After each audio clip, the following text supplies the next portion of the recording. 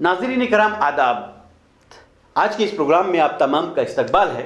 आज हम बात करते हैं मुसलमानों की कोशिश और तरजीह एजुकेशन और हेल्थ सेक्टर के लिए क्यों नहीं है।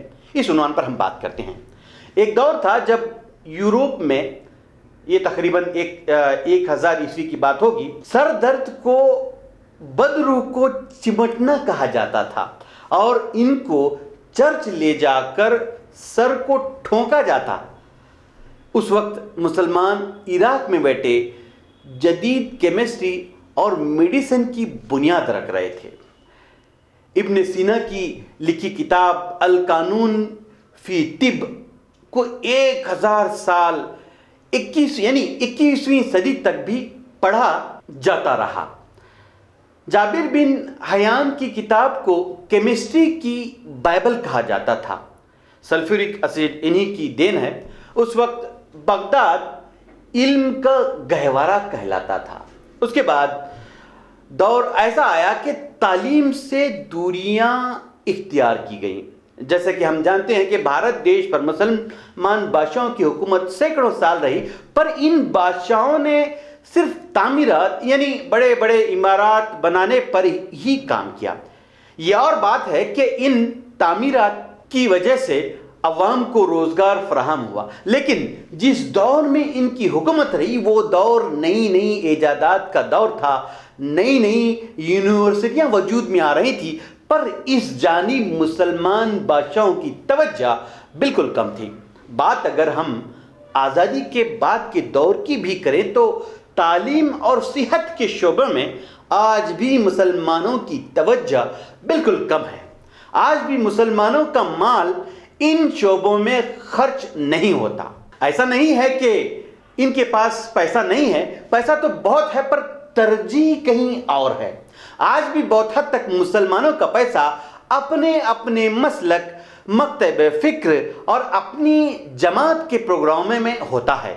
ये खर्च इतना होता है कि अगर सिर्फ 1 साल इस पैसे का इस्तेमाल एजुकेशन और अस्पताल बनाने में खर्च हो तो यकीनन हर ज़िले में एक यूनिवर्सिटी और एक मल्टी स्पेशलिटी अस्पताल बनाया जा सकता है।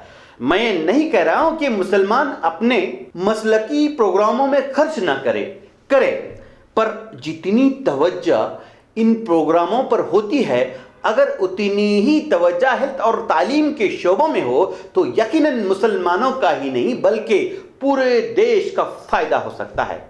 और याद रखें, मुसलमान का दुनिया में वजूद फ़ायदा पहुंचाने के लिए ही हुआ है, और इसीलिए अल्लाह ताला ने इस उम्मत को कुरान में बेहतरीन उम्मत के लक़ब से नवाजा है। चाहिए कि मुसलमान अपने दुनिया में आने के असल मकसद को पहचाने और भलाई के काम करे। जान लें कि मुसलमान भलाई के किसी भी शोबे में पीछे नहीं रह सकता।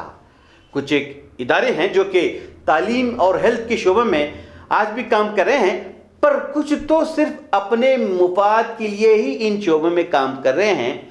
कुछ का काम करने का ढंग सही नहीं है, जिसकी वजह से इन्हें मतलूब कामयाबी नहीं मिल पा रही है।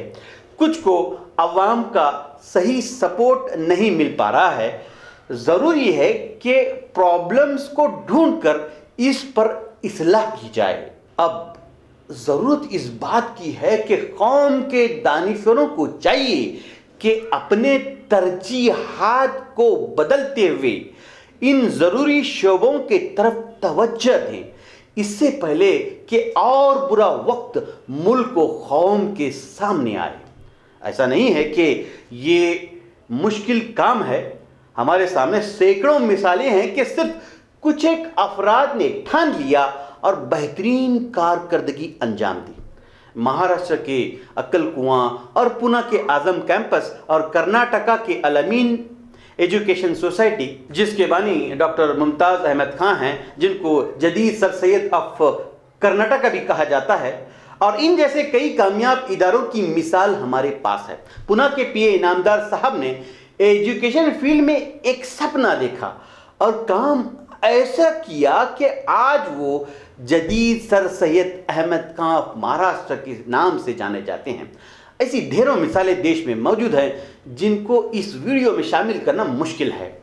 بات اگر ضلع بیلگام کی کریں تو ایک مثال میں جنیدیا ایجوکیشن سوسائٹی کورچی کی بتانا چاہوں گا۔ تقریباً 2000 تک جنیدیا ایجوکیشن سوسائٹی کے پاس ایک پرانی خستہ حال بلڈنگ تھی، جہاں پر صرف پرائمری کی ایجوکیشن نہیں بلکہ صرف ہائی اسکول ہی تھی، اور اسی ہائی اسکول کا ہی تعلیمی نظام اس وقت تھا۔ لیکن ریٹائرڈ فارسٹ آفیسر جناب اقبال ستار صاحب کی کوشش اور کاوشوں کی وجہ سے جنیدیا ایجوکیشن سوسائٹی کا گروتھ ایکسپونینشیل ہو گیا، یعنی یہ ادارہ دن دوگنی رات چوگنی ترقی کرنے لگا۔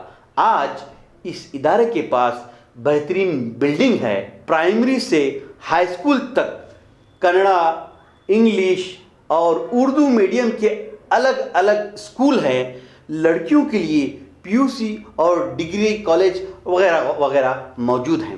کہنا یہ چاہتا ہوں کہ صرف ایک فرد کی کاوشوں اور کوششوں کی وجہ سے اتنا کچھ انقلاب آ سکتا ہے، تو پوری قوم اس جانب سیریسلی دل سے توجہ دے تو کیا کچھ نہیں ہو سکتا۔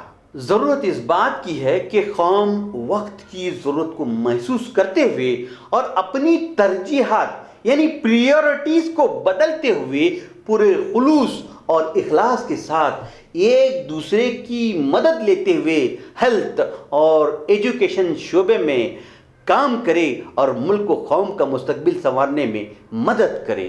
بہت بہت شکریہ۔ السلام علیکم ورحمۃ اللہ وبرکاتہ۔